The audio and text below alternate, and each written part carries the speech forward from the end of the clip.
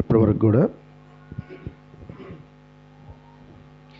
దేవుడిచ్చేటువంటి స్వరములతో దేవుని యొక్క దివ్యనామాన్ని కొనియాడినటువంటి ప్రతి ఒక్క విద్యార్థికి కూడా దేవుని పక్షాన వందనాలండి.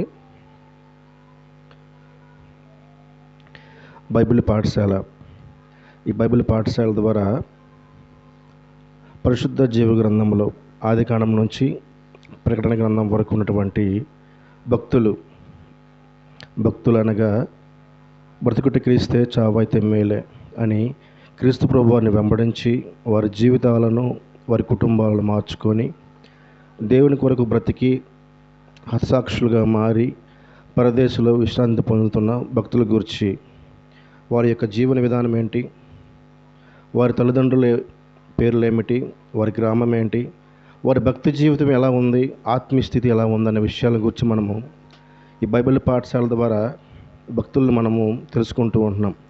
భక్తుల యొక్క జీవిత చరిత్ర తెలుసుకొని మనము విని వదిలివేసేవారిగా ఉంటున్నాము. కానీ ఆ భక్తుడు ఎలా బ్రతికాడు, ఆ భక్తుని ద్వారా ఏం తెలుసుకోవాలనే ఆలోచన నేటి ప్రపంచ క్రైస్తవ సంఘాలు చేయట్లా.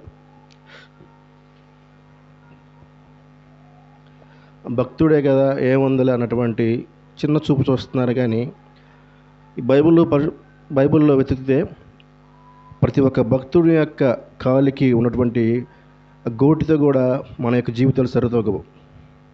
మరలా చెప్తాను, బైబిల్లో ఉన్నటువంటి భక్తుల యొక్క వారి జీవన విధానము, వారు బ్రతికిన విధానము, దేవుని కొరకు బ్రతికినటువంటి వారి యొక్క జీవన విధానంతో పోల్చుకుంటే ఈ ప్రపంచంలో ఉన్నటువంటి బిషప్పులు కానీ, రెవరెండ్లు కానీ, పాస్టర్స్ కానీ ఎవరైనా సరే క్రైస్తవుడు అని చెప్పుకుంటున్న వారి యొక్క జీవితం వారి యొక్క కాలిగోటికి సరితూగదు.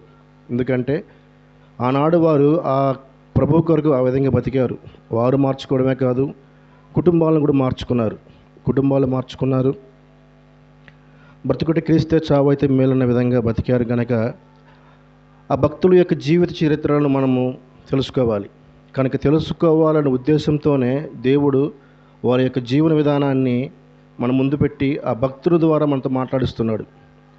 ఆ భక్తుడు మనతో మాట్లాడుతున్నప్పటికీ కూడా వింటున్నవారు వింటున్నారు. కానీ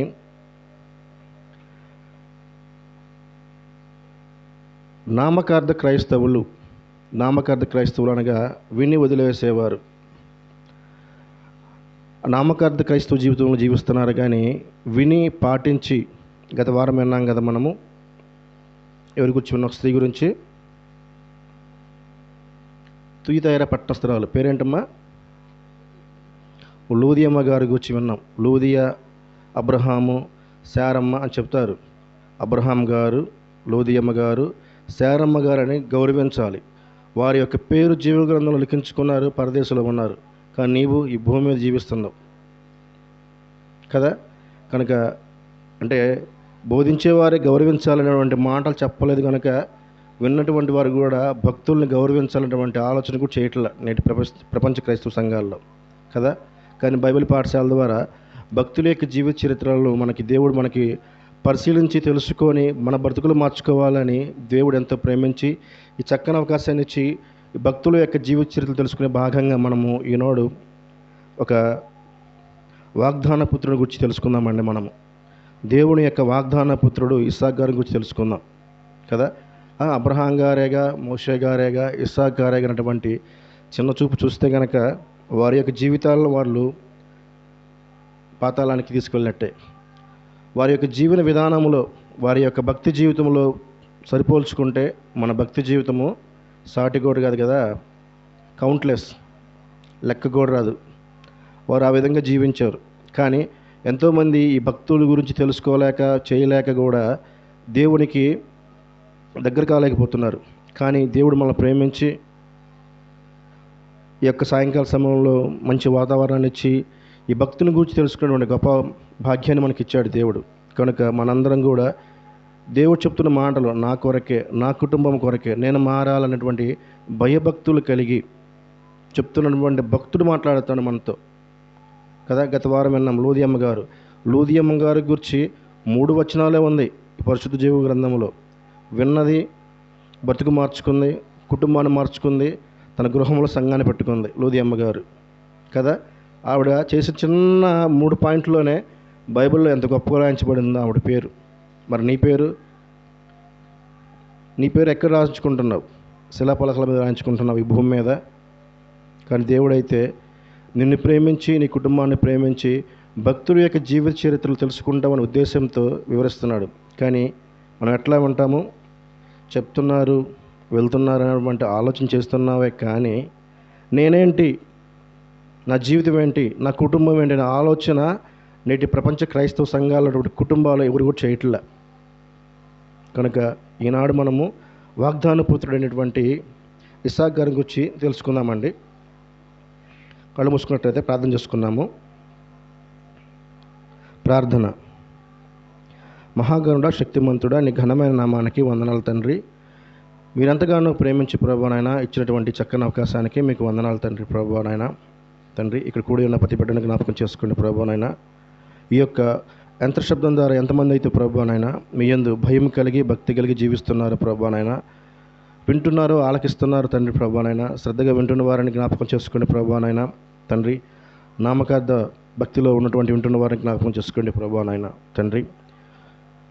వింటున్న ప్రతి ఒక్కరు కూడా ప్రభువానైనా మీ మాటలు స్వీకరించి ప్రభువానైనా వారి జీవితాలు మార్చుకొని, కుటుంబాలు మార్చుకునే గొప్ప అవకాశాన్ని ప్రసాదించుకోవచ్చున్నాం తండ్రి. ప్రభువా తండ్రి, నీ పక్షాన్ని నిలబడినటువంటి నాకు తండ్రి ప్రభువానైనా సముచితమైన జ్ఞానాన్ని ప్రసాదించండి.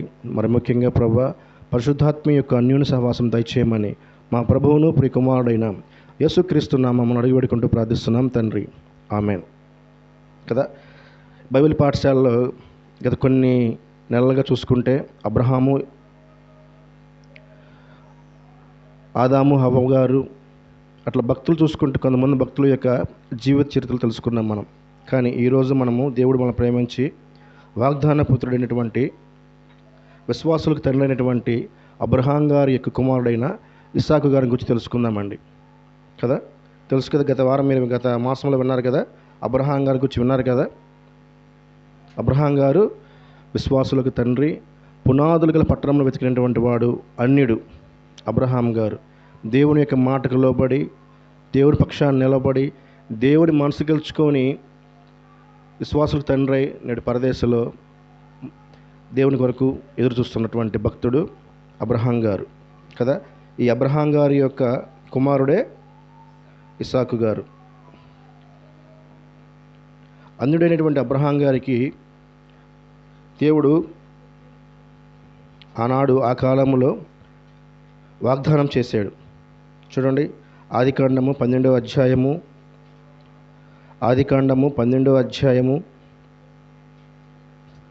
మొదటి 2 వచనం చూసుకున్నామమ్మా.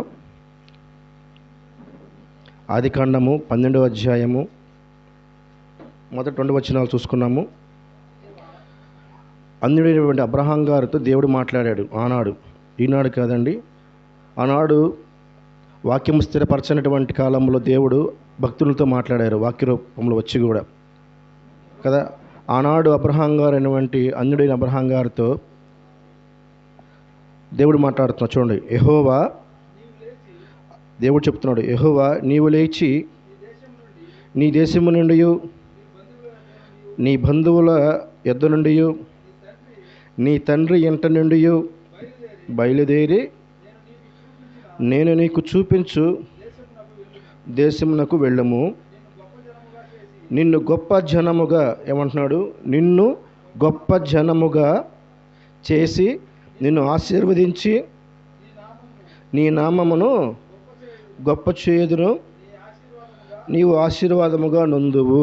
అక్కడ ఏమన్నారండి? అప్పటికి అబ్రహాం గారితో దేవుడు మాట్లాడుతున్నప్పుడు నిన్ను గొప్ప జనముగా చేసి నిన్ను ఆశీర్వదించి అంటే దేవుడు పిలిచే నాటికి అబ్రహాం గారికి పిల్లలు లేరు. అందుడైనటువంటి అబ్రహాం గారికి ఆనాడుకి అప్పటికి పిలిచే నాటికి పిల్లలు లేరు. అందుకే ఏం చెప్తున్నారు? నిన్ను గొప్ప జనముగా చేసి నిన్ను ఆశీర్వదించుతానని చెప్పారు. దేవుడు పిలిచే నాటికి అబ్రహాం గారి యొక్క వయసు 70 సంవత్సరాలు. ఎంత? 70 సంవత్సరాలు అబ్రహాం గారు దేవుడు మాట్లాడి తను పిలుచుకున్న సమయానికి అబ్రహాం గారి యొక్క వయసు 70 సంవత్సరాలు. ఒకసారి పిలిచాడా? ఒకసారి వాగ్దానం చేశాడా? చూడండి, ఆదికాండము 12వ అధ్యాయము 7వ వచనము చెప్పాడు. మళ్ళీ చూడండి, యెహోవా అబ్రహామునకు ప్రత్యక్షమై నీ సంతానమునకు ఈ దేశం ఇచ్చేదనని చెప్పగా. చూడండి, ఒక్కసారి చెప్పలే దేవుడు, ఒకసారి చెప్పి మరలా మర్చిపోవాలా. ప్రతిసారి కూడా ఏం చెప్తున్నాడు? నీ సంతానమును ఆశీర్వదించదను, నిన్ను ఆశీర్వదించదను అని చెప్తున్నాడు. అప్పటికే పిల్లలు ఉన్నారా? పిల్లలు లేరు అబ్రహాం గారికి కదా. అలాగే చూడండి, ఆదికాండము 13వ అధ్యాయము 16వ వచనం కూడా చూడండి. ఆదికాండము 13వ అధ్యాయము 16వ వచనము. అబ్రహాం గారికి దేవుడు మాట్లాడుతున్నాడు. మరియు నీ సంతానమును భూమి మీద నుండు, మరియు నీ సంతానమును భూమి మీద నుండి రేణువుల వల్లే విస్తరించి చేసేదను. అదేంటి? పిల్లలు లేరు, అన్యుడైనటువంటి అబ్రహాం గారికి మాట్లాడిన ప్రతిసారి నీ సంతానము గొప్ప చేసేదను, నిన్ను ఆశీర్వదిస్తాను, నీ సంతానము ఇసుక రేణువులో విస్తరింపజేస్తానయ్యా అంటున్నాడు కదా. మరి అబ్రహాం గారేమో క్రైస్తవుడా? అబ్రహాం గారు క్రైస్తవుడా? కాదు, అన్యుడు, విగ్రహాలు అమ్ముకునే కుటుంబము కదా. అయినప్పటికీ కూడా దేవుని మాటకు భయపడి, దేవుని మాటకు లోబడి, తన యొక్క 70వ సంవత్సరంలో దేవుని మాటకు లోబడి దేవుడు చెప్పినట్టు విధంగా తన ప్రయాణాన్ని కొనసాగిస్తూ ఉన్నారు. అబ్రహాం గారు సంచార జీవి.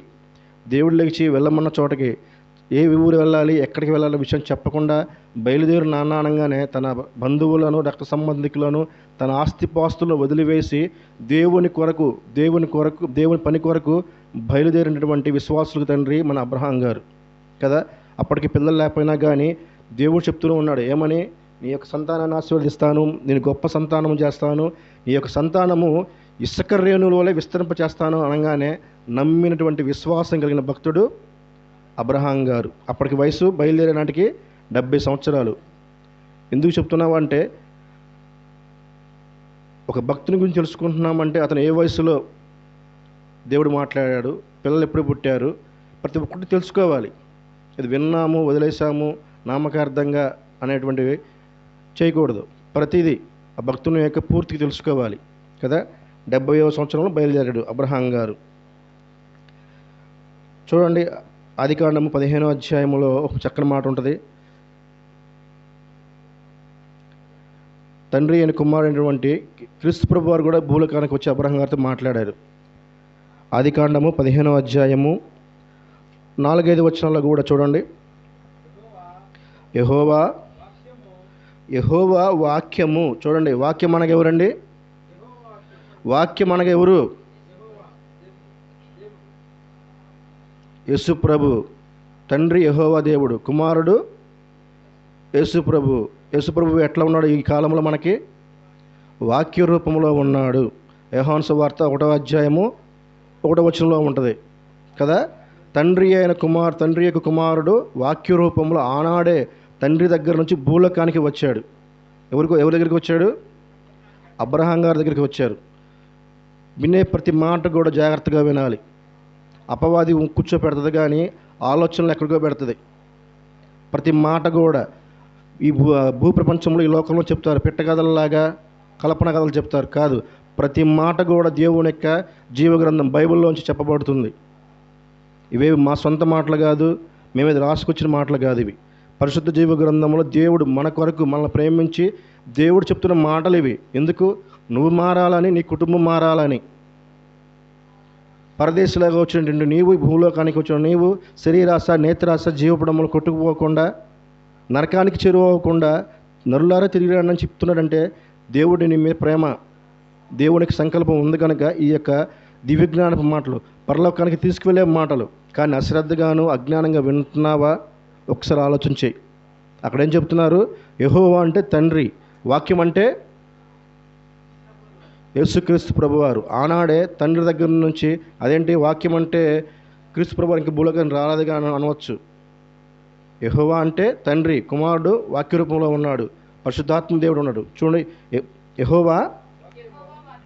యెహోవా వాక్యము అతని యొద్దకు వచ్చి, ఎవరి దగ్గరికి వచ్చింది? అబ్రహాం గారి దగ్గరికి తండ్రి వచ్చాడు, కుమారుడు అయినటువంటి యేసుక్రీస్తు ప్రభు వారు కూడా వచ్చి మాట్లాడుతున్నాడు. ఏమని చెప్తున్నాడు? అప్పుడు ఉన్నటువంటి కుమారుడు ఇష్మాయిల్ గారు, నీకు వాగ్దాన పుత్రుడు కాదు నాన్న. ఏమని చెప్తున్నాడు చదవండి.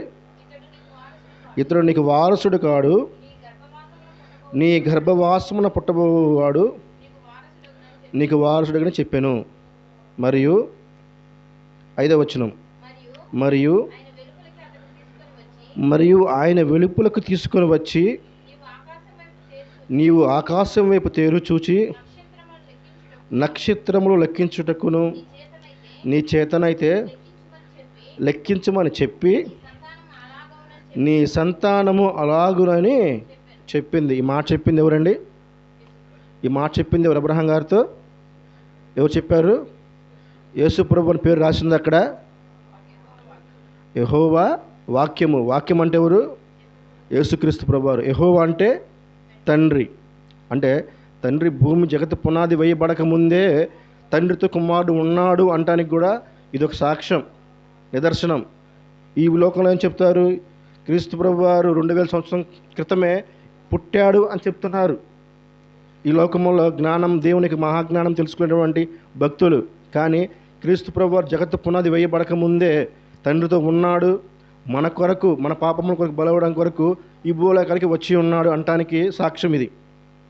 అబ్రహాం గారితో మాట్లాడాడు వచ్చి, తండ్రి వచ్చాడు, కుమారుడు కూడా వచ్చి మాట్లాడాడు. చదువుకున్నాం కదా ఆదికాండం 12వ అధ్యాయము 1-2 వచనాలు, ఆదికాండం 12-17 చదువుకున్నాం కదా. తండ్రి మాట్లాడాడు, కుమారుడు కూడా మాట్లాడాడు. ఏమని? ఎవరి కొరకు? వాగ్దాన పుత్రుడి కొరకు కదా. 70 సంవత్సరంలో బయలుదేరిన అబ్రహాం గారితో దేవుడు మాట్లాడుతూ ఉన్నాడు, కానీ వింటున్నాడు, విశ్వాసంతో వెళ్తున్నాడు అబ్రహాం గారు కదా. అలా చూడండి, 17వ అధ్యాయము మొదటి వచనం చూసుకుందాం.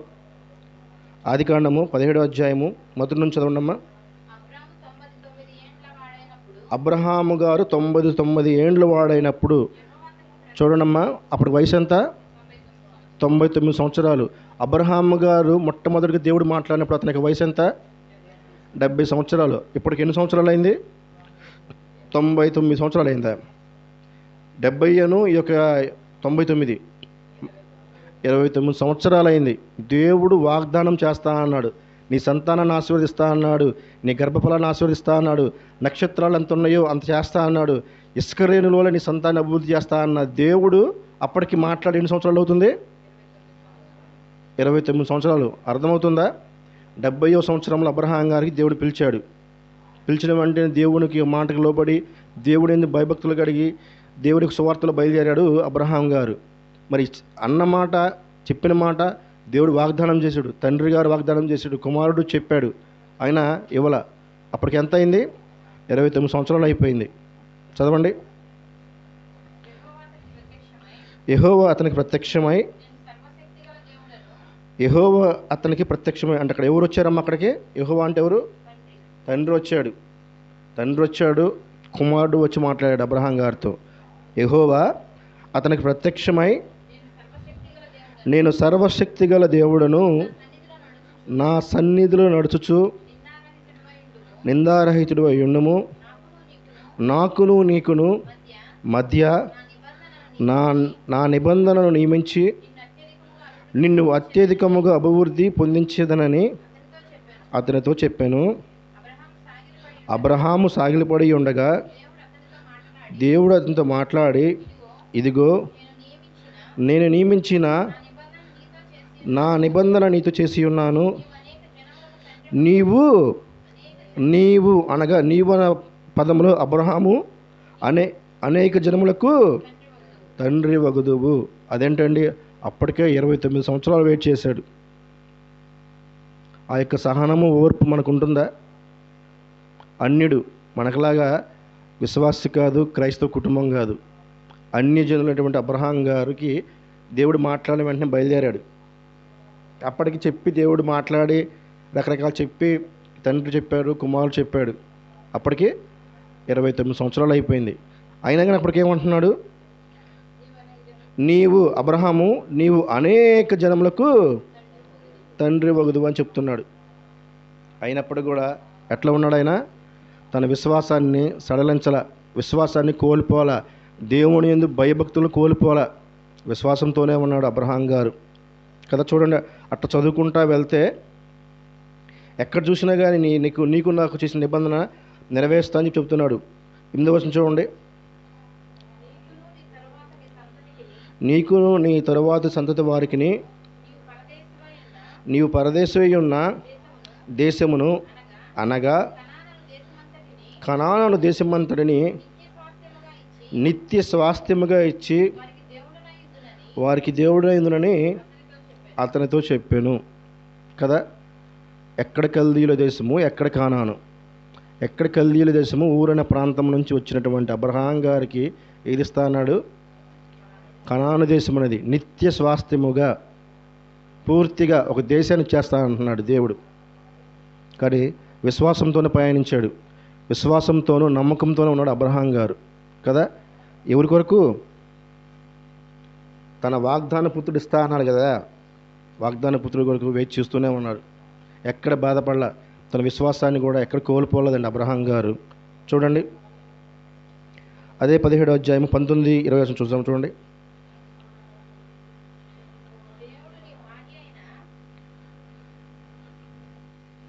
ఆదికాండము 17వ అధ్యాయం 19వ వచనం నుంచి 19, 20, 21. దేవుడు నీ భార్య అయిన శారా నిశ్చయముగా నీ కుమారుని కనును, నీవు అతనికి ఇస్సాకు అని పేరు పెట్టుదువు. అతని తరువాత అతని సంతానము కొరకు నిత్య నిబంధనగా నా నిబంధనను అతనితో స్థిరపరచెదను కదా.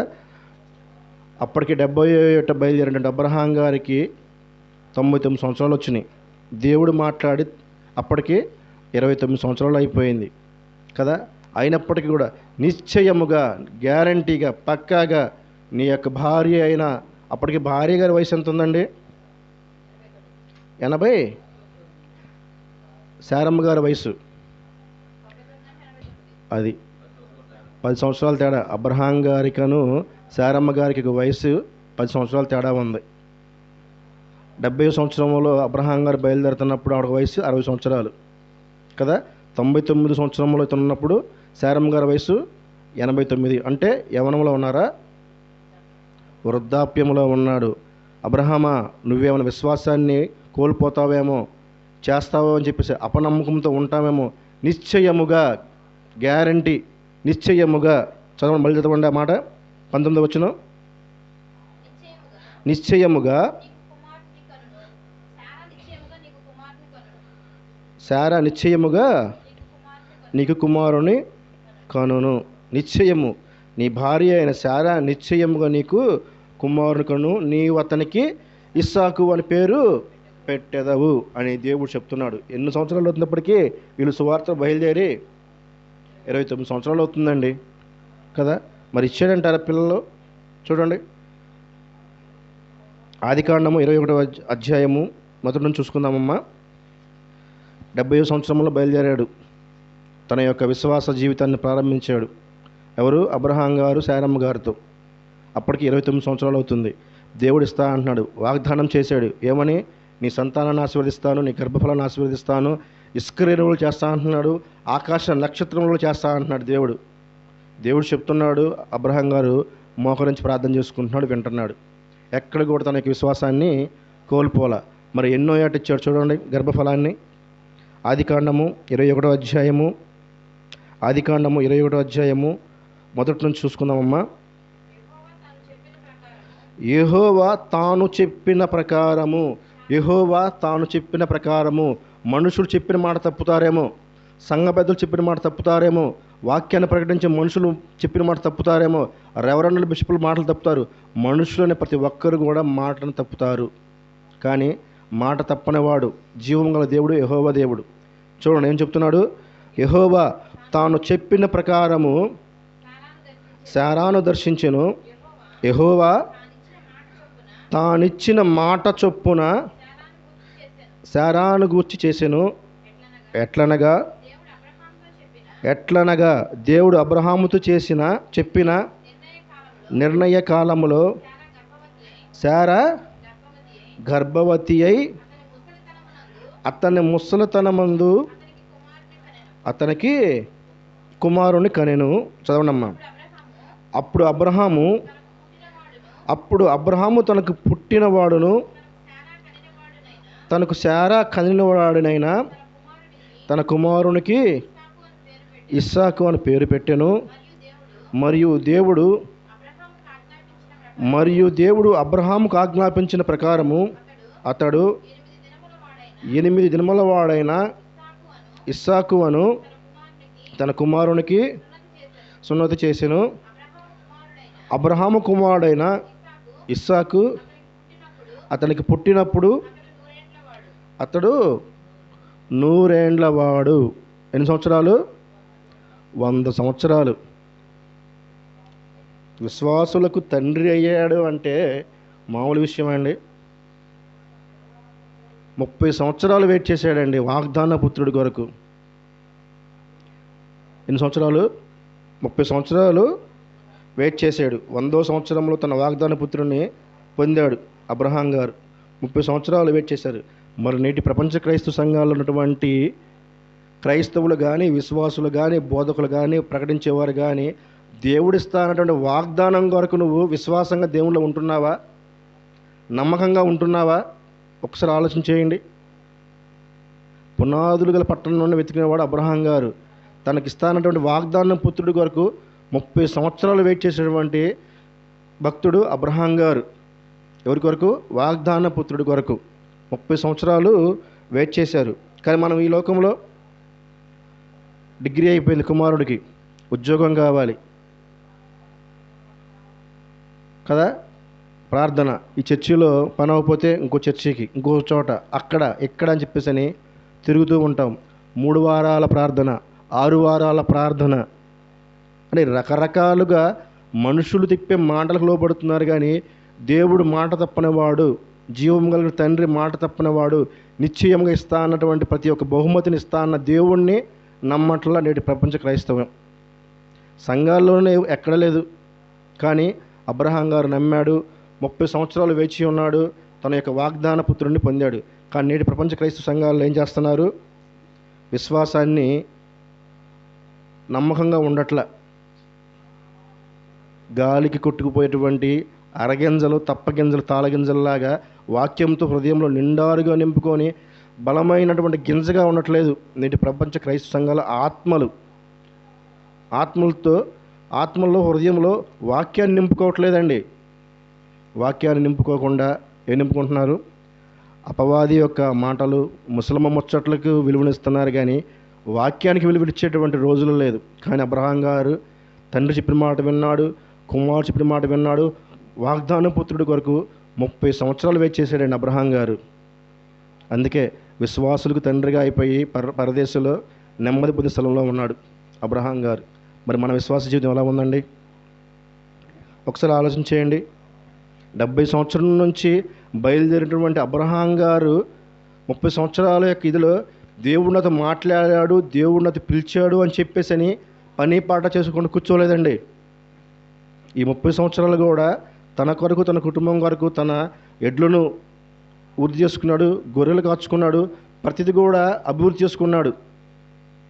మనుషుల మీద పడి బ్రతకలేదు అబ్రహాం గారు. దేవుడి మీద ఆనుకుని ఉన్నాడు. దేవుడు చెప్పిన మాట విన్నాడు. తను పోషించుకుంటూ, తను పని చేసుకుంటూ కూడా దేవుని పని చేస్తూ వెళ్ళిపోయాడు. మరి దేవుని పని ఎక్కడ చేశాడండి? సువార్త ఎక్కడ ప్రకటించాడని అనుకోవచ్చు.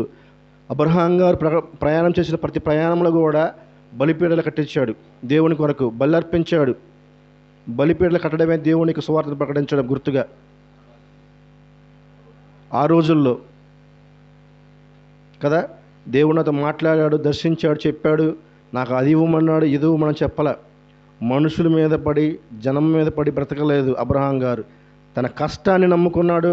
తన కష్టంతో తన యొక్క గొర్రెలను పోషించుకున్నాడు. ఆనాడు వృత్తి గొర్రెలు పెంచుకోవడం, పశువులను పెంచుకోవడం. ఆ వృత్తిని నమ్ముకున్నాడు.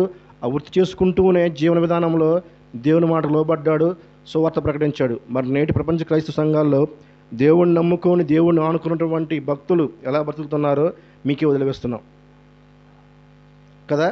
అబ్రహాం గారు అయితే ఎట్లా ఉన్నారు? తన యొక్క వాగ్దాన పుత్రుడు వచ్చేంత వరకు కూడా దేవుని యొక్క పనిలో ఉన్నాడు. దేవునికి చెప్పిన మాటను విన్నాడు, భయభక్తులు కలిగి జీవించాడు. ఎక్కడికి వెళ్తే అక్కడ దేవుని పక్షాన బలిపీఠలు కట్టించి దేవునికి బలి అర్పించాడు, దేవునికి కృతజ్ఞతాస్తుతులు చెల్లించాడు. దేవుని యందు భయభక్తులు కలిగి జీవించినటువంటి వ్యక్తి అబ్రహాం గారు, మన భక్తుడైనటువంటి అబ్రహాం గారు. ఆ అబ్రహాం గారి కుమారుడే ఇసాక్ గారు కదా. ఎందుకు చెప్పామంటే ఇంత మాట, అబ్రహాం గారికి ఇసాకుని ఇవ్వడానికి దేవుడు ఎంతకాలం పరీక్షించాడు? 30 సంవత్సరాలు వేయించాడు. ఈ 30 సంవత్సరాల్లో దేవుని పని చేస్తున్నాడు, తన పని చేసుకుంటున్నాడు, దేవుని పని చేస్తున్నాడు. తన పని ఉందని చెప్పేసి దేవుని పక్కన పెట్టాడా? పెట్టలే. కానీ మనము చెప్పుకుంటూ పోతూనే ఉంటాం. కానీ అబ్రహాం గారు తన పని చేసుకుంటూనే ఉన్నాడు, తన యొక్క పశువులను గొర్రెలు మేపుకుంటూనే ఉంటున్నాడు, చక్కగా దేవుని మాట వింటున్నాడు, విశ్వాసంలోంచి ఎక్కడ కూడా తొలగిపోలేదు మన అబ్రహాం గారు కదా. చూడండి,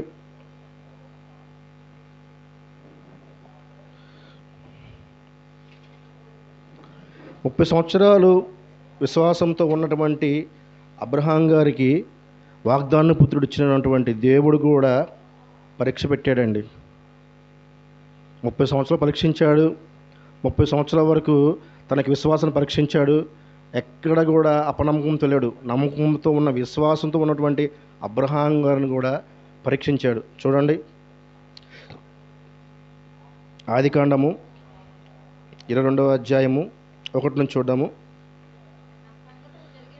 అబ్రహాం గారికి 30 సంవత్సరాల తర్వాత కుమారుని ఇచ్చినటువంటి దేవుడు అతను పరిశోధించాలనుకున్నాడు. చూడండి, 22వ అధ్యాయము 1 వచనాలు. ఆ సంగతులు జరిగిన తరువాత దేవుడు అబ్రహామును పరిశోధించును. తన పిలిచే నాటి నుంచి 30 సంవత్సరాలు ఉండి కూడా తన యొక్క వాగ్దాన పుత్రుడిని ఇచ్చినప్పటికీ కూడా దేవుడు అతను ఏం చేశాడు? పరీక్ష పెట్టాలనుకున్నాడు. అంటే పరీక్ష దేవుడు పెడుతూనే ఉంటాడు. ఇందాక అనుకున్నాం కదా, ఉద్యోగం కావాలి, ఉద్యోగం కావాలి ప్రభువా అని చెప్పేసి అని కుమారుడు కొరకు చదువులకి కష్టపడి చేసి ఉద్యోగం చదివిస్తూ ఉంటారు. దేవుడు ఇస్తాడు.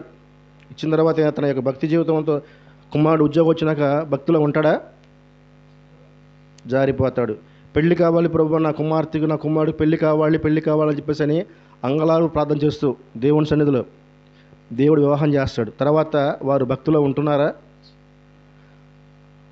పరిశీలిస్తాడు దేవుడు, పరిశోధిస్తాడు దేవుడు. నువ్వు అడిగిన ప్రతిదీ కూడా ఇస్తాడు. ఇచ్చిన తర్వాత నిన్ను పరీక్ష పెడతాడు. నిన్ను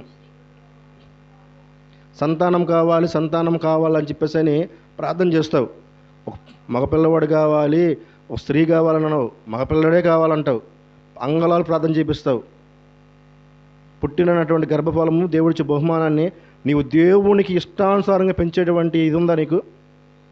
పరీక్షల్లో తేలిపోతున్నాం. దేవుని యొక్క న్యాయ త్రాసులో క్రైస్తవ సంఘాలు, క్రైస్తవ బిడ్డలు, క్రైస్తవ కుటుంబాలు తేలిపోతున్నారు. అంటే నువ్వు అడిగిన ప్రతిదీ దేవుడు ఇస్తాడు.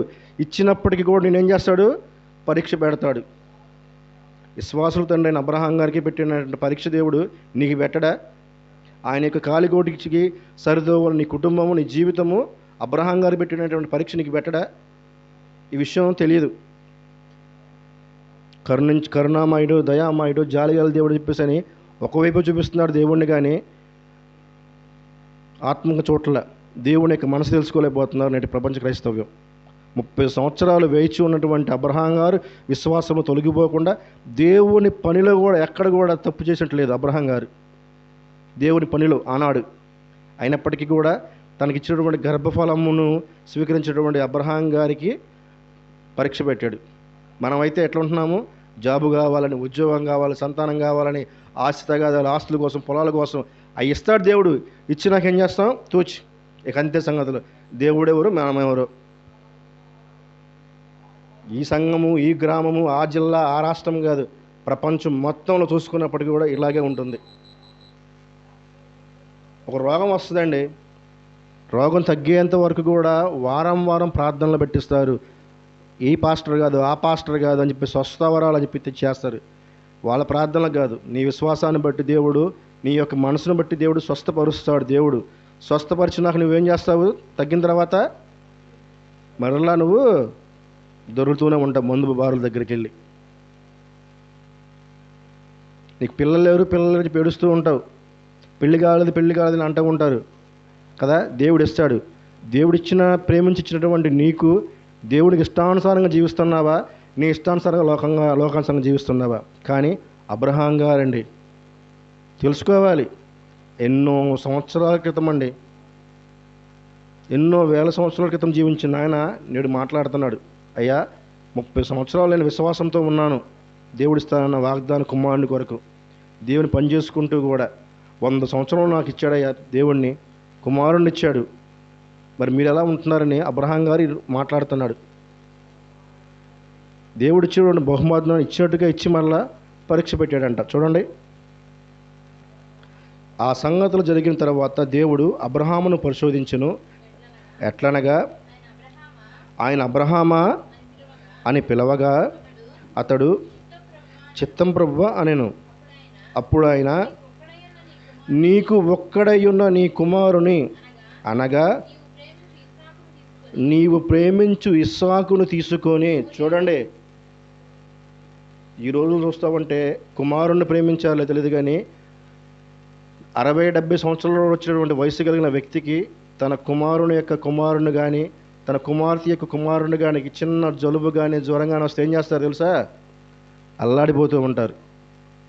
70-60 సంవత్సరాలలో ఉన్న వ్యక్తికి తన కుమారుని పిల్లలు కానీ తన కుమార్తె యొక్క పిల్లలు కానీ, అంటే మనవాళ్ళు కానీ మనవరాళ్ళు కానీ చిన్న విషయం దెబ్బ తగిలినా చిన్న జలుబు వచ్చినా కానీ ఎట్లా ఉంటారు? అల్లాడిపోతూ ఉంటారు. కానీ అబ్రహాం గారు 100వ సంవత్సరం మనవాళ్ళు కాదు, తన గర్భాన పుట్టిన వాగ్దాన పుత్రుని అడిగాడు దేవుడు కదా. అంటే ఎంత ప్రేమించుంటాడండి పేదవాడు అబ్రహాం గారు. ధనవంతుడు, బహుధనవంతుడు, దేవునిలో రాకముందే ధనవంతుడు.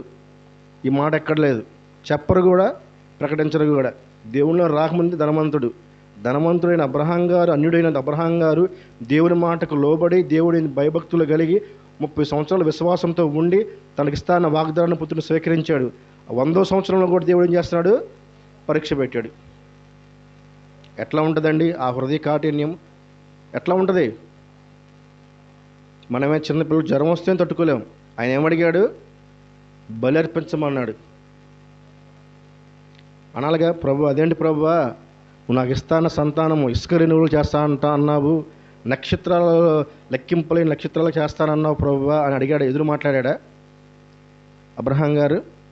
ఎక్కడ మాట్లాడలేదండి. చూడండి ఏం చేశాడు. 2వ వచనం చూడండి. అప్పుడు ఆయన, నీకు ఒక్కడై ఉన్న నీ కుమారుణ్ణి అనగా నీవు ప్రేమించి, ఎంతగా ప్రేమించుంటాడండి ఇసాక్ గారిని అబ్రహాం గారు. లేక పుట్టిన కుమారుణ్ణి చూసుకొని ఎంత మురిసిపోయి ఉంటాడండి. అంటారు కదా, నీ వాగ్దాన పుత్రుడు ఇసుక రెన్యువల్ చేస్తాను సంతానం అని చెప్పి ఎంతో చెప్పిన మాటలన్నీ గుర్తుపెట్టుకొని ఎంత సంతోషంతో ప్రేమించి హ్యాపీగా ఉన్న అబ్రహాం గారిని పరీక్షలో, నీవు ప్రేమించి ఇస్సాకును తీసుకొని మోరియా దేశమునకు వెళ్ళి అక్కడ నేను నీతో చెప్పబో పర్వతములలో ఒక దాని మీద, చూడండి, ఒక దాని మీద దహన బలిగా అతను అర్పించమని చెప్పాను. ఆనాడు బలిపీఠాలు కట్టిస్తూ దహన బలులు అర్పిస్తూ దేవుని యొక్క రాజ్య సువార్త ప్రకటించిన అబ్రహాం గారు ఆనాడు కదా. దహన బలిగా ఎవరిని కోరాడు దేవుడు? తన గర్భాన పుట్టిన లేక కలిగినటువంటి ఇస్సాక్ గారిని అడిగాడు. మరి అబ్రహాం గారు ఇచ్చాడో ఇవ్వలో చూద్దామండి. చూడండి, చదువు కింద. తెల్లవారినప్పుడు చెప్పిన మాటకి వెంటనే ఒక వారం ఆగుదాం, ప్రార్థనకి వారం ఆగి వస్తాను, వచ్చే వారం వస్తాను, వచ్చే సంవత్సరం వస్తాను, అప్పుడు చేస్తాను ఆలోచించలేదు, చెప్పలేదండి అబ్రహాం గారు. రాత్రి దేవుడు మాట్లాడాడు, చెప్పాడు, వాళ్ళ మాట చెప్పాడు దేవుడు అబ్రహాం గారితో. వెంటనే వచ్చే వారం నుంచి చేస్తాను, వచ్చే వారం చేస్తాను, వచ్చే సంవత్సరం చేస్తానని దాన్ని ఏమంటారు, పోస్ట్ పోన్ చేయలే అబ్రహాం గారు. వెంటనే ఏమన్నాడు?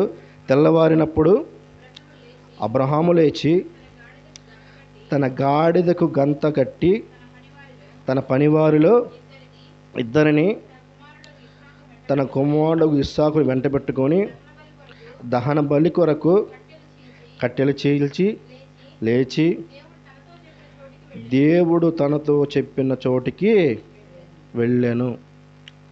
తన భార్య అయిన శారమ్మ గారు చెప్పేట్టు ఉంది అక్కడ. చెప్పాడా? దేవుడు చెప్పాడు, నేను చెప్పే పర్వత ప్రాంతములలో కొండలు, అంటే చాలా కొండలు ఉన్నాయి, ఆ కొండల్లో నేను చెప్తాను, రా అక్కడికి వచ్చాయి చెప్పేసి దహన బలిగా నీ యొక్క లేక కలిగిన నీ కుమారుణ్ణి నాకు దహన బలిగా అర్పించమన్నాడండి దేవుడు.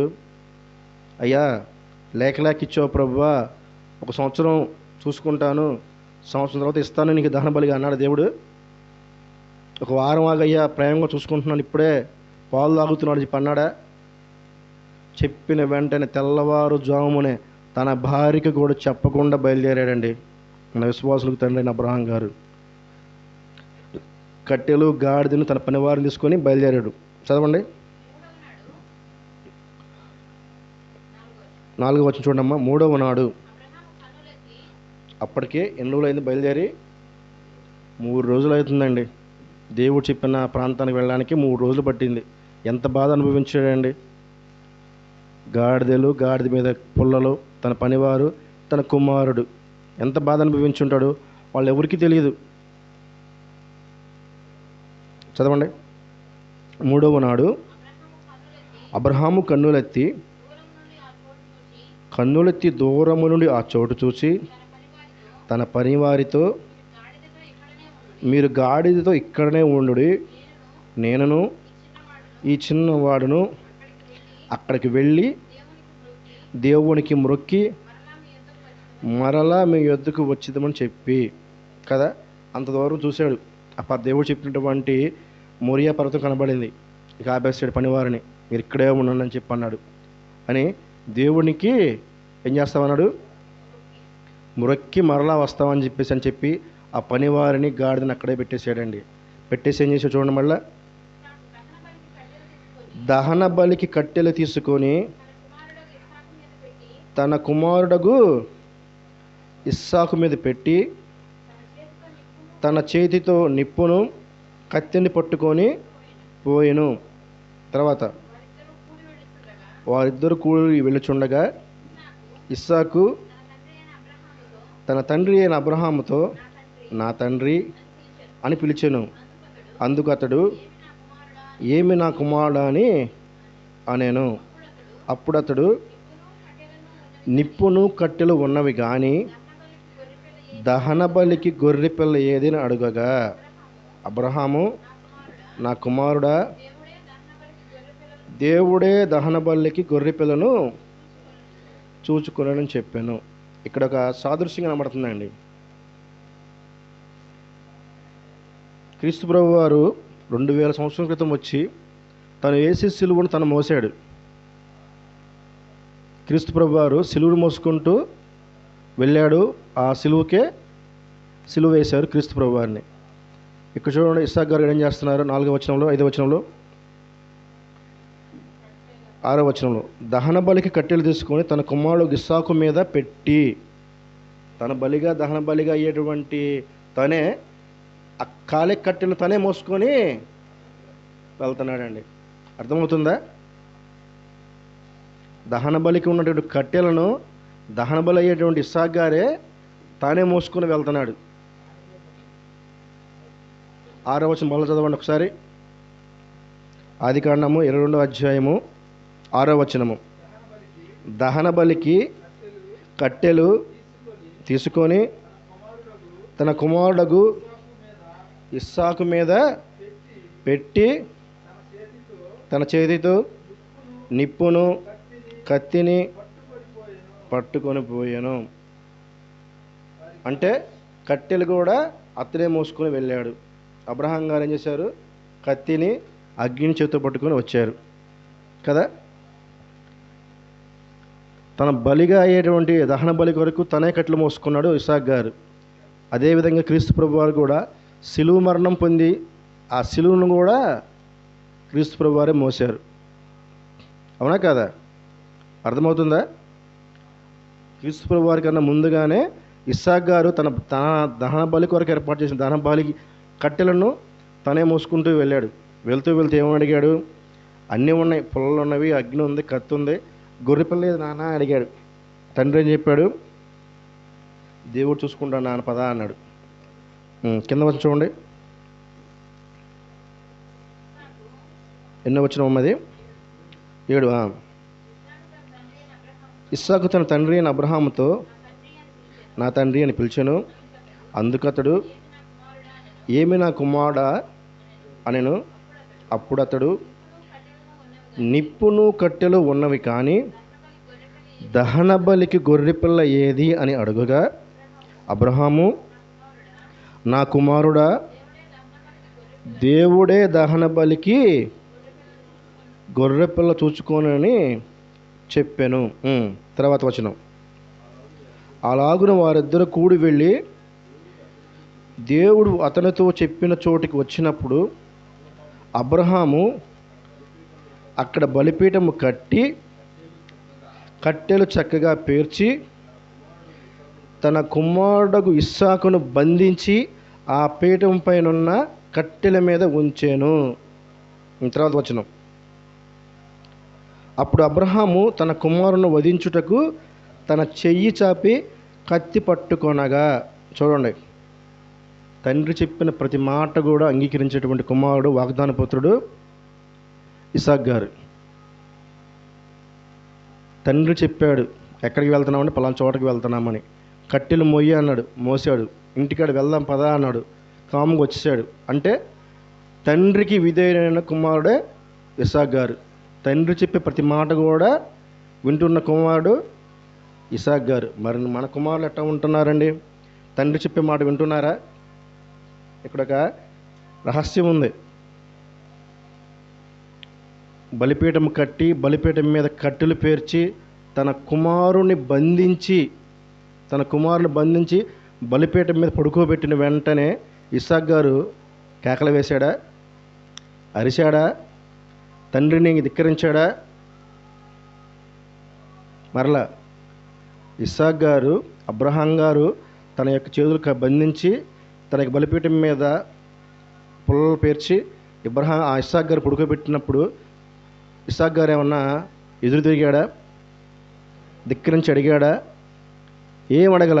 ఏమన్నాడు? అక్కడ బంధించి ఆ పీఠం పైన ఉన్న కట్టెల మీద ఉంచాను. అర్థమైపోయింది ఎవరికి? బలిగా అర్పించేది నేనే అని చెప్పేసి దేవుని యందు భయభక్తులు కలిగినటువంటి కుటుంబంలోంచి వచ్చినటువంటి వాడే ఇస్సాకు. తండ్రి విశ్వాసులకు తండ్రి అయితే విశ్వాసులకు తండ్రిగా పుట్టినటువంటి కుమారుడు ఇస్సాకు గారు. దేవుని యందు భయం కలిగినటువంటి వాడు. దేవుని యందు భయం భక్తులు ఉండబట్టే తండ్రి మాట జవదాడల. దేవుని భయం ఉంటేనే కదండి తండ్రి మాట వినేది. దేవుని భయం ఉంటేనే తండ్రి భయం ఉంటుంది. అసలు దేవుని భయం లేనివాడు తండ్రి మాట ఏమంటాడు? ఈ లోకంలో చూసుకోండి కుమారులని, దేవుని భయము ఉండదు, తన కన్న తండ్రి శరీరకి తండ్రి భయం కూడా ఉండదు. కానీ ఇస్సాకు గారికి దేవుని భయం ఉంది కనుకనే తండ్రి మాట విన్నాడు. కట్టెలు మోయమంటే కాము కట్టెలు మోసాడు. తన బంధించి కట్టెల మీద పడుకోబెడితే అరవల, కేకల బెట్ల, ధిక్కరించల. నా తండ్రి అయిన దేవుడు మనసులో అనుకున్న మాటలు రాయించాడు. శారమ్మ గారు 100 సంవత్సరం ముసలిదానైనా నాకు నీకు కుమారుని ఇస్తానంటే మనసులో నవ్వుకున్నది శారమ్మ గారు.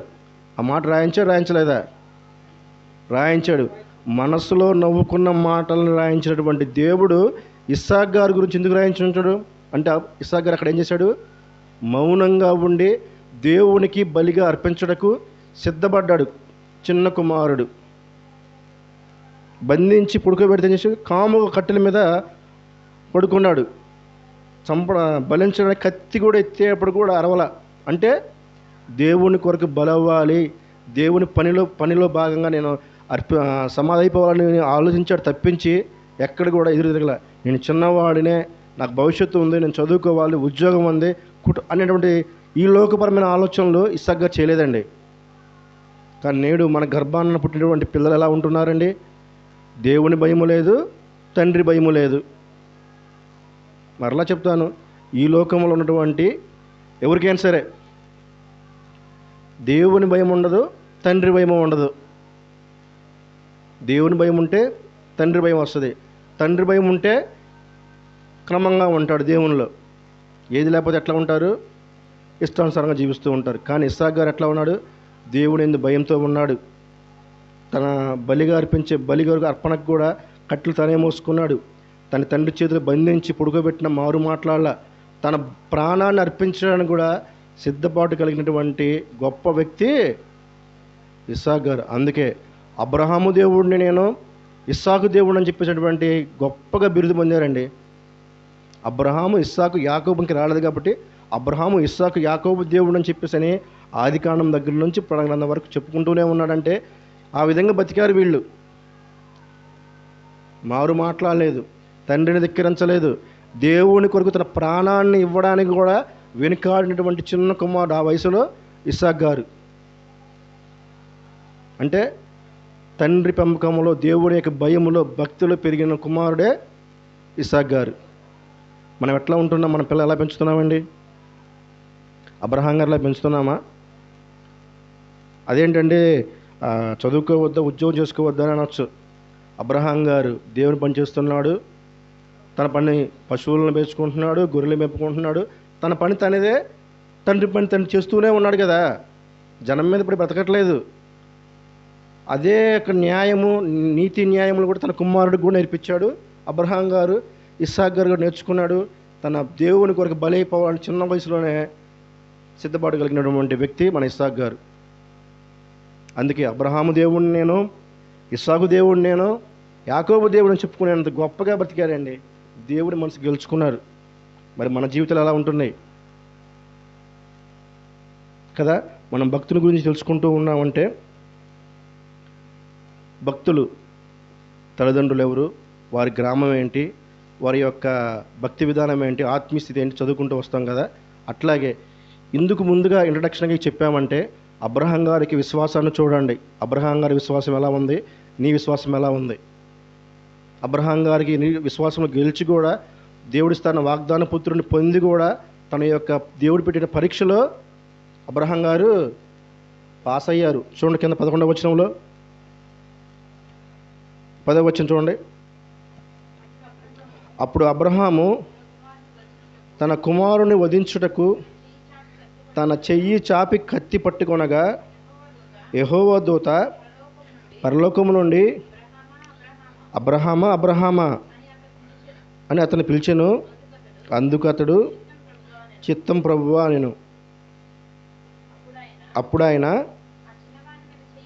ఆ చిన్నవాడి మీద చెయ్యి వేయకము, అతనేమి చేయకము, నీకు ఒక్కడయ్యున్న నీ కుమారుని నా కియ్య వెనుక తీయలేదు గనుక నీవు దేవునికి భయపడేవాడవని ఇందువలన కనబడుచున్నదని అనేను. చూసారా ఏం చెప్పాడు? ఒక్కగాన ఒక లేక కలిగిన 100 సంవత్సరములు కలిగిన కుమారుణ్ణి నీవు దేవుని యందు భయము భక్తి కలిగి ఉండటం వల్ల నీవు నాకు ఇస్తానికి కూడా వెనకాడలేదా అబ్రహామా అని చెప్పేసి అని గొప్పగా చెప్పుకున్నాడండి. ఎవరు? యెహోవా దేవుడు పరలోకం నుంచి చెప్తున్నాడు. మరి నీ భక్తి జీవితం ఎలా ఉంటుంది, నీ విశ్వాస జీవితం ఎలా ఉంటుంది? నువ్వు ఇస్తూ ఉంటావు. ఏమిస్తావు నువ్వు? ఏమిస్తారండి? తల నీలాలు. కుమారుడు చనిపోతే మరలా వస్తాడు కుమారుడు, మరలా కనపడ్డు రాడు. అలాంటి త్యాగంగా తన భక్తిలో తన యొక్క జీవితంలో తన కుమారుని దేవునికి ఇస్తానికే వెనకాలేదు అబ్రహాం గారు. కానీ నీవు దేవునికి ఎన్నో మేలు, నువ్వు అడగకుండానే గర్భఫలాన్ని ఇచ్చాడు దేవుళ్ళు పెంచుతావని. నీ కుమార్తెలను దేవుళ్ళు పెంచలేదు. ఎన్నో మేలు చేశాడు, ఎన్నో రోగాలు తగ్గించాడు. నీకు జాబ్ కావాలి జాబ్ ఇచ్చాడు, కుటుంబం కానీ కుటుంబాన్ని ఇచ్చాడు, రోగాలు తగ్గించాడు. కానీ దేవుడు పెట్టే పరీక్షలో అందరూ కూడా ఫెయిల్యూరు. అందుకే పరలోకానికి ప్రవేశించడానికి అనేక మంది వస్తారంట, కానీ ఎంతమంది? కొందరే వెళ్తారంట. ఆ కొందరిలో మొట్టమొదటిగా వెళ్ళిన వారు అబ్రహాం గారు, ఇస్సాకు గారు, యాకోబు గారు కదా. మరి మనం ఎట్లా ఉంటున్నాం? మన భక్తి జీవితం ఎలా ఉంటుంది? ఒక్కసారి ఆలోచించండి కదా. మన ఇటువంటి భక్తులైనటువంటి ఇస్సాకు గారు తల్లిదండ్రులు ఎవరమ్మా? అబ్రహాం గారు, శారమ్మ గారు. అబ్రహాం గారు, శారమ్మ గారు. ఏ భక్తుడైనా గౌరవించవలసిన బాధ్యత ప్రతి క్రైస్తవుడి మీద ఉంది.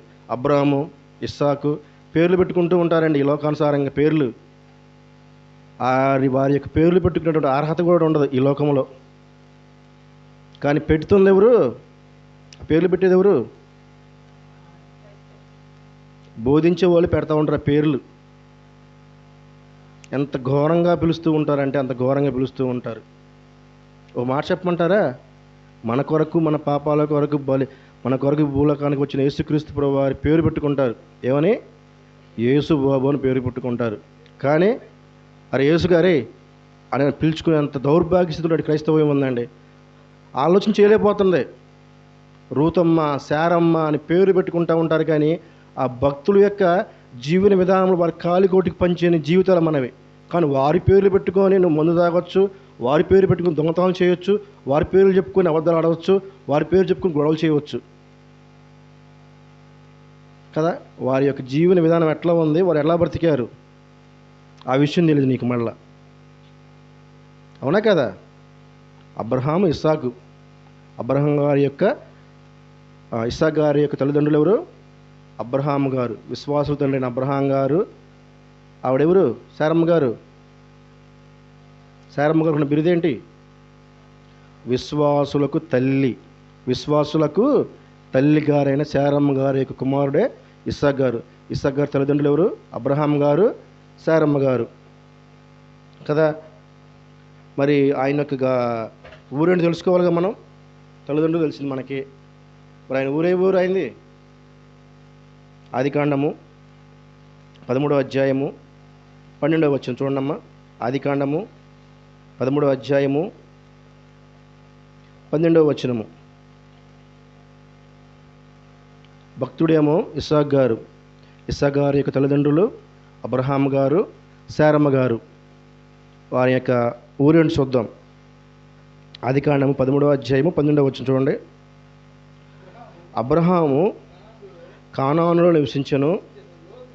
లోతు ఆ మైదానమందు పట్టణముల ప్రదేశంలో కాపురం ఉండి సుధమ దగ్గర తన గుడారము వేసెను. కిందకు వస్తూ ఉంటే 15వ వచనం చూడండి. ఎందుకనగా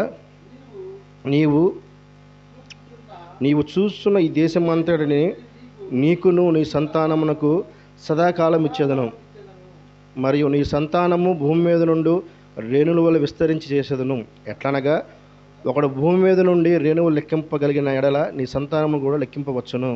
నీవు లేచి ఈ దేశము యొక్క పొడుగున వెడపున దానిలో సంచరించము, అది నీకు ఇచ్చేదనని అబ్రహాముతో చెప్పాను కదా. అప్పుడు అబ్రహాము తన గుడారము తీసి హెబ్రోనులోని మమ్రే దగ్గర చూడండి అంటే ఏంటి?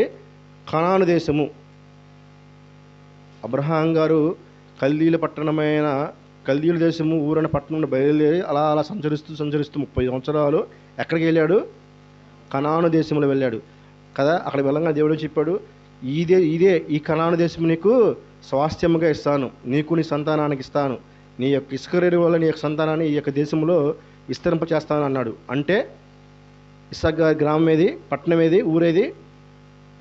కనాను. చెప్పాడు కదా, ఈ పట్టణంలోనే అటు ఇటు తిరగమని చెప్పాడు. కానీ ఆ దేశం దాటి వెళ్ళొద్దని చెప్పాడు. 17వ వచనంలో ఉంది కదా, నీవు లేచి ఈ దేశము యొక్క అంటే కనాను దేశము యొక్క పొడుగున వెడల్పున దానిలో సంచరించుము, అది నీకు ఇచ్చేదను అని చెప్పాడు అబ్రహాం గారితో. అంటే కనానే ఇస్సాకు గారి యొక్క ఊరు. ఇస్సాకు గారికి తల్లిదండ్రుల పేరు ఏం పేరు? అబ్రహాం గారు, శారమ్మ గారు. ఆయనకు ఊరు కనాను దేశము. తర్వాత మనకేం కావాలి? ఇస్సాకు గారి యొక్క గోత్రము కావాలి. అప్పటికి గోత్రాలు ఈయన గర్భంలోంచి వచ్చిన యాకోబు సంతానం నుంచి వచ్చిన వారే గోత్రికులు ఉన్నారు. కానీ అబ్రహాం గారు హెబ్రీయుడు. అబ్రహాం గారు హెబ్రీయుడు అయితే ఆయన కుమారుడు కూడా హెబ్రీయుడే. అంటే అబ్రహాం గారు హెబ్రీయుడు, ఇస్సాకు గారు హెబ్రీయుడు కదా. తన యొక్క భక్తి జీవితాన్ని తర్వాత తరగతిలో మనం చూసుకుందామండి. కానీ వాగ్దాన పుత్రుడు అని చెప్పి ఇస్సాకు గారు అనుకుంటూ ఉంటారు ఈ లోకంలో. అబ్రహాం గారికి విశ్వాసాన్ని బట్టి దేవుడు వాగ్దానం చేస్తూ ఉన్నాడు, ఇచ్చాడు అనుకుంటారు. కానీ అసలు వాగ్దాన పుత్రులు ఒక మాట చూసుకొని తరగతి ముగించుకుందామండి. గలతీయులకు రాసిన పత్రిక 4వ అధ్యాయం 28వ వచనము. గలతీయులకు రాసిన గలతీయుల పత్రిక 4వ అధ్యాయము 28వ వచనం చూడండి ఒకసారి. అంటే ఇస్సాకు గారు ఒక్కరైనా వాగ్దాన పుత్రుడు? గలతీయులకు రాసిన పత్రిక 4వ అధ్యాయము 28వ వచనం చదవండమ్మా. సహోదరులారా,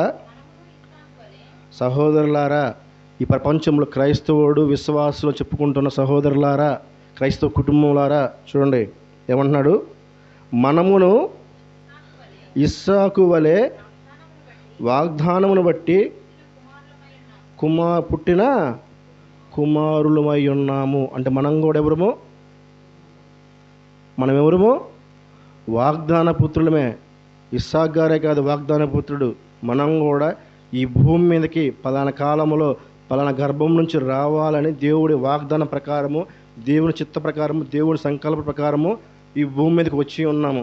వచ్చిన మనకు దేవునికి ప్రేమ, దేవునికి సంకల్పం చొప్పున దేవునికి రాజ్య సువార్త సత్యవాక్యం అనేది మనకు వినిపించి మారాలి, మనసు మార్చుకోవాలి, కుటుంబాన్ని మార్చుకోవాలని దేవుడు ప్రేమించి దేవుడి మాటలు చెప్తున్నాడు మనకి కదా. మనం కూడా ఎవరండి? వాగ్దాన పుత్రులమే. కానీ వాగ్దాన పుత్రుడు పరీక్ష పెట్టంగానే పరీక్షలు పాస్ అయిపోయాడు. ఎవరు? ఇస్సాకు గారు. తన తండ్రి చేతులు కట్టేసి బంధించి ఆ బలిపీఠం మీద పుడుకోబెట్టిన వెంటనే కూడా తన బలిగా అర్పించడం కొరకు సిద్ధపాటు కలిగి మౌనంగా, గొర్రెపిల్ల మౌనంగా ఎలా ఉంటుందో అలా మౌనంగా ఉన్నాడు ఇస్సాకు గారు. మరి వాగ్దాన పుత్రులుగా ఈ భూమి మీదకి వచ్చిన మనము, యాత్రికులుగా వచ్చిన మనము, పరదేశులమై ఉన్న మనము,